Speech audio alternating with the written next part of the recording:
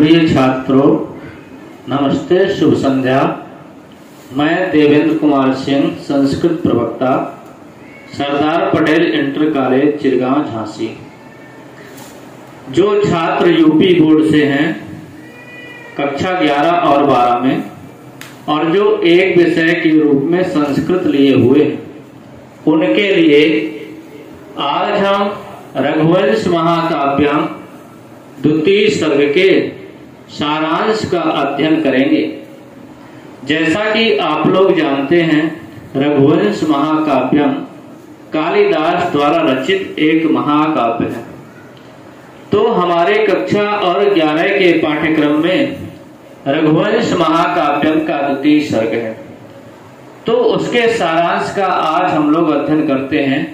4 number का पूछता है कि रघुवंश महाकाव्यम के द्वितीय सर्ग का सारांश लिखो। तो मनु के वंश में राजा दिलीप थे।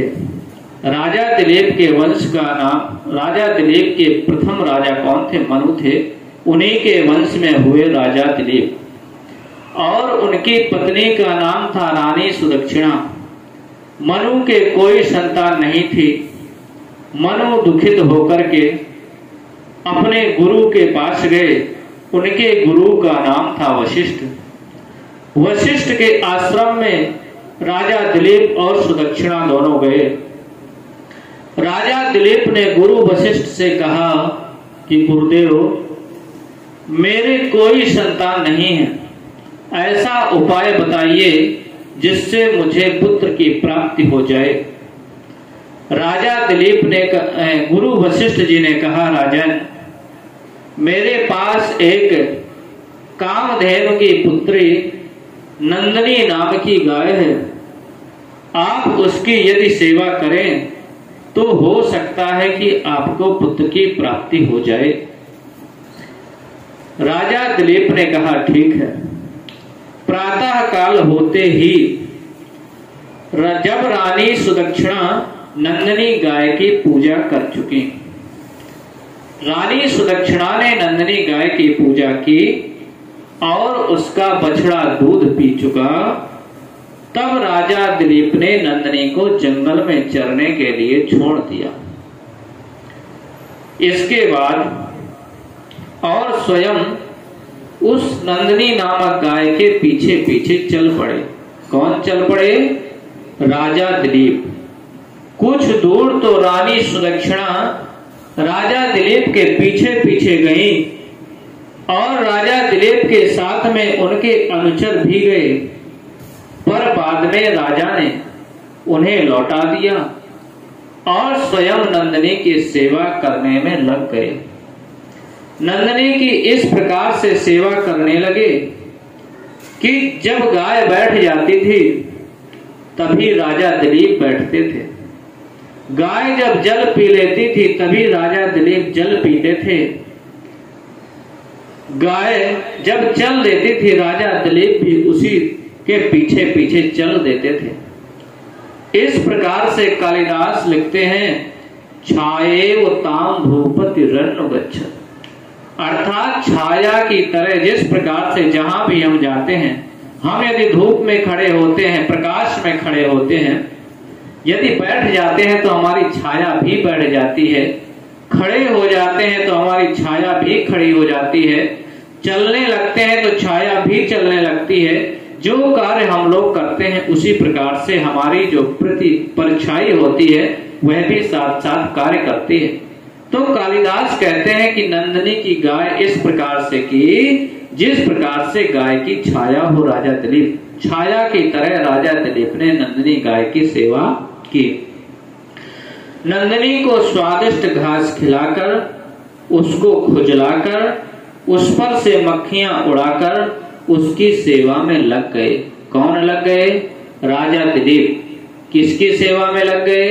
नंदिनी की सेवा में लग गए। राजा दिलीप की पत्नी का नाम क्या था? सुदक्षिणा था। राजा दिलीप के गुरु का नाम क्या था? वशिष्ठ था। इस प्रकार से 2 नंबर के प्रश्न बहुविकल्पी भी आते हैं, इन्हीं से बनेंगे। जब गाय खड़ी होती थी राजा दिलीप भी खड़े होते थे। जब वह गाय बैठती थी राजा दिलीप भी बैठते थे। और जब वह जल पीती थी तो राजा दिलीप भी जल पीने के इच्छुक हो जाते थे। इस प्रकार छाया की तरह गाय के पीछे पीछे राजा दिलीप ने गाय की सेवा की, जिस प्रकार से अभी वर्णन कर चुके हैं। छायेव ताम भूपतिरन्नुगच्छत्। राजा को इस प्रकार सेवा करते करते 21 दिन बीत गए। कितने दिन बीत गए? 21 दिन बीत गए।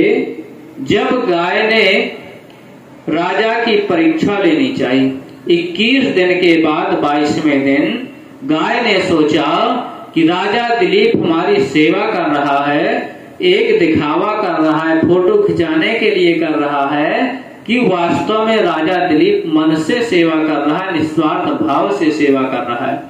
तो नंदिनी गाय ने राजा दिलीप की परीक्षा लेनी चाहिए कि मैं देखूं केवल स्वार्थ भाव से मेरी सेवा करता है या सच्चे भाव से राजा दिलीप मेरी सेवा कर रहा है। ऐसा विचार करके वह 22वें दिन जंगल में चलते चलते हिमालय की एक गुफा में प्रवेश कर गई। कौन प्रवेश कर गई? नंदिनी नामक गाय हिमालय की एक गुफा में प्रवेश कर गई। उसके घुसते ही उस पर एक सिंह टूट पड़ा। जैसे नंदिनी नामक गाय हिमालय की गुफा में प्रवेश की, तैसे ही एक सिंह ने गाय पर आक्रमण कर दिया। राजा ने उसको देखा कि गाय गुफा में प्रवेश कर गई और गुफा में प्रवेश करते ही एक सिंह ने गाय पर आक्रमण कर दिया। तो राजा दिलीप ने उसकी जान बचाने के लिए ज्यों ही तरकस से बाण निकालना चाहा। जैसे राजा दिलीप ने चाहा कि मैं नंदिनी गाय की रक्षा कर सकूं, नंदिनी की जान बचा सकूं इस सिंह से, तो उन्होंने तरकस से बाण निकालना चाहा, त्यों ही उनकी उंगलियां बाणों में चिपक गईं। जैसे ही उन्होंने बाण निकालना चाहा, तैसे ही जैसे उनका हाथ था उसी प्रकार से उनकी अंगुलियां बाणों में चिपक गईं। तब सिंह ने मनुष्य बोली में कहा, तब जिस सिंह ने गाय पर आक्रमण किया था वह सिंह मनुष्य की बोली में बोल करके राजा दिलीप से बोला, राजन, मैं कुंभोदर नाम का शंकर का सेवक हूं। हे राजा दिलीप, मेरा नाम कुंभोदर है और मैं भगवान शंकर का सेवक हूं। यह सामने जो देवदारू का वृक्ष आप देख रहे हैं, इस सामने वाले देवदारू के वृक्ष को पार्वती जी ने लगाकर बड़ा किया था। प्रश्न पूछेगा, गुफा के सामने किसका वृक्ष था? देवदारू का वृक्ष था। किसने लगाया था? पार्वती जी ने लगाया था। और एक बार हाथी ने इसकी छाल रगड़ दी। यह जो देवदारू का वृक्ष है, एक बार कोई हाथी आया और हाथी ने इस देवदारू वृक्ष की छाल रगड़ दी। इस पर पार्वती जी को बहुत दुख हुआ। अतः शंकर जी ने मुझे इसकी रखवाली करने के लिए नियुक्त किया है। हाथी ने इसकी छाल रगड़ दी। पार्वती जी बहुत दुखी हुई, जिसे देख करके शंकर जी ने मुझको, कुंभोदर नामक सिंह को, इस देवदारू वृक्ष की रखवाली के लिए यहाँ पर नियुक्त किया था और कहा कि जो भी जानवर यहाँ पर आवे उसे तुम मारकर खा जाओ। भगवान शंकर ने कहा कि तुम्हें इस देवदारू वृक्ष की रखवाली करना है और जो भी जानवर यहाँ पर आएगा उसको तुम मारकर खा जाना। इसीलिए तुम मुझे मारने की कोशिश मत करो। हे राजन, मैंने तुम्हें सब कथा बता दी, तुम मुझे मारने की कोशिश नहीं करो, तुम्हारा प्रयत्न व्यर्थ जाएगा। राजा ने कहा, तुम अपनी भूख मिटाने के लिए मुझे खा लो। राजा दिलीप ने कहा कि ऐ सिंह, तुम अपनी भूख मिटाने के लिए मुझे खा लो, लेकिन इस गाय को छोड़ दो, क्योंकि यह गुरु की गाय है।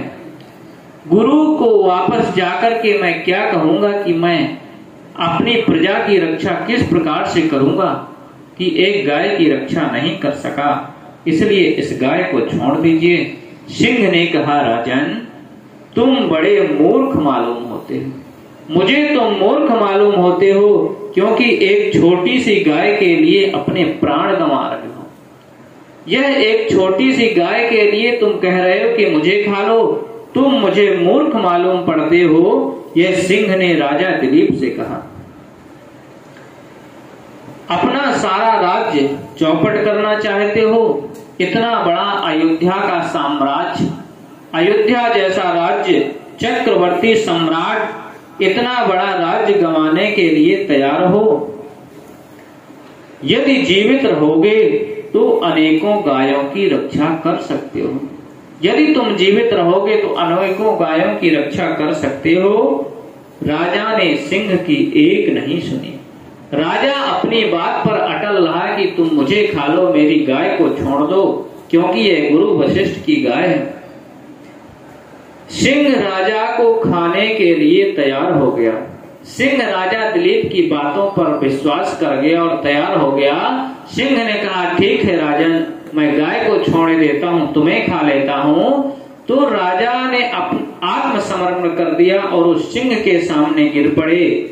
तो सिंह राजा को खाने के लिए तैयार हो गया और राजा की उंगलियां छूट गई। जैसे ही सिंह राजा को खाने के लिए तैयार हुआ, राजा दिलीप की जो बाण में अंगुलियां चिपक गई थी वह छूट गई।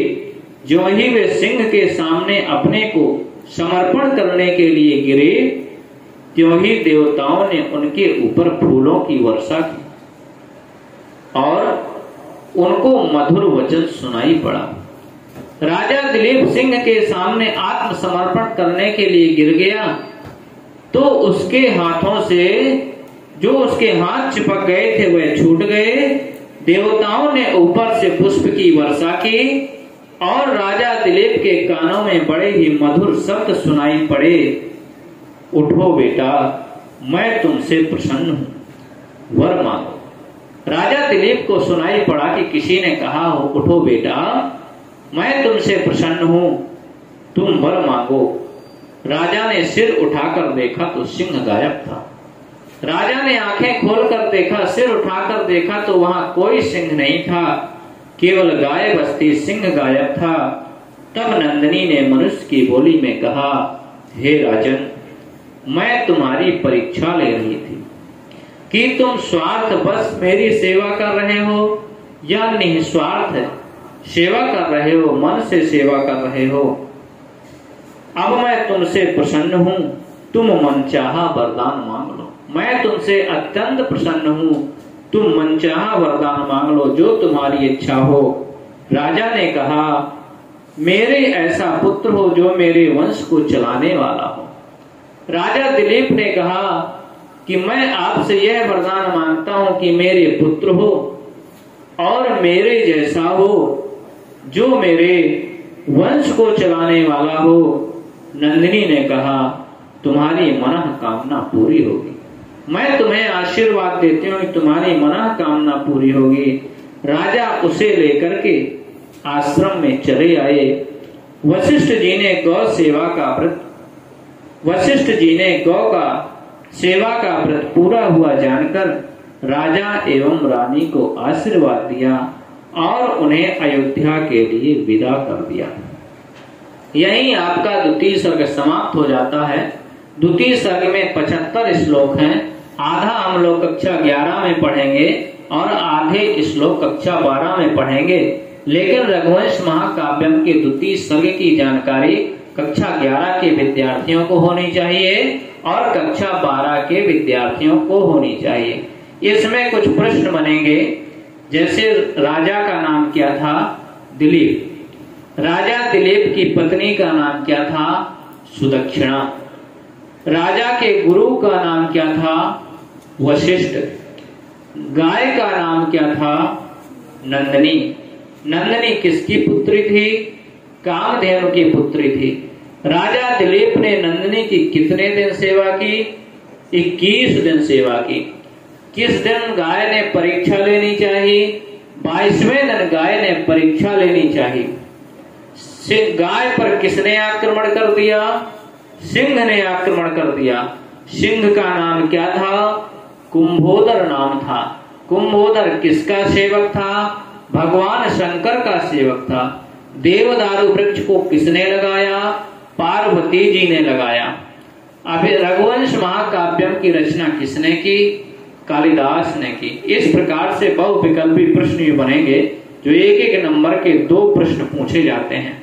इस प्रकार से आप लोग इस वीडियो को देखेंगे, अध्ययन करेंगे तो आपको रघुवंश महाकाव्यम के बारे में जानकारी हो जाएगी, जो आपको आगे जो श्लोक पढ़ेंगे तो अच्छे समझ में आ जाएंगे। बस यहीं तक हम पढ़ेंगे। अब आगे श्लोक संख्या 1 से कल से पढ़ेंगे।